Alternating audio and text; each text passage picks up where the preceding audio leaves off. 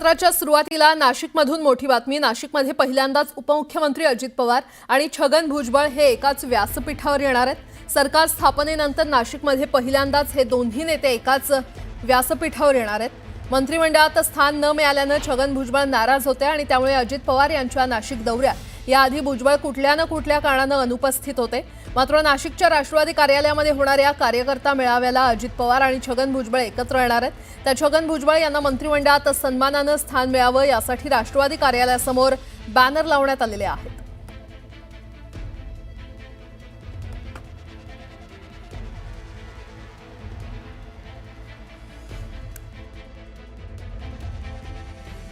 राष्ट्रवादी काँग्रेस पक्षाच्या कार्यालयामध्ये आढावा बैठक जी आहे ती देखील अजित पवारांच्या उपस्थितीत पार पडणार आहे। मात्र अजित पवारांचा नाशिकमध्ये दौरा होत असताना दुसरीकडे मात्र छगन भुजबळ यांच्या समर्थकांनी पुन्हा एकदा छगन भुजबळ यांना मंत्रिमंडळामध्ये मानाचं स्थान द्यावं अशा प्रकारची मागणी होर्डिंग लावून केलेली आहे। माझ्या मागच्या बाजूला आपण जो होर्डिंग बघतोय तो नाशिकमधला छगन भुजबळ यांच्या समर्थकांनी लावलेला आहे आणि त्यावरती अजित पवार यांना विनंती करण्यात आलेली आहे।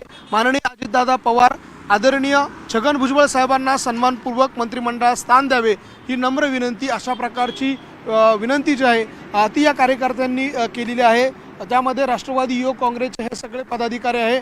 अंबादास खैरे हे शहराध्यक्ष आहे, मुकेश शेवाळे विधानसभा अध्यक्ष आहे आणि ओबीसी शहराध्यक्ष अमोल नाईक हे जे राष्ट्रवादी काँग्रेस पक्षाचे युवक आघाडीचे जे पदाधिकारी आहेत त्यांनी अशा प्रकारची मागणी जी आहे ती हा होर्डिंग लावून अजित पवार यांच्याकडे केलेली आहे। व्हिडिओ जर्नलिस्ट हेमंत बागुलसह लक्ष्मण घाटोळ, न्यूज 18 लोकमत, नाशिक।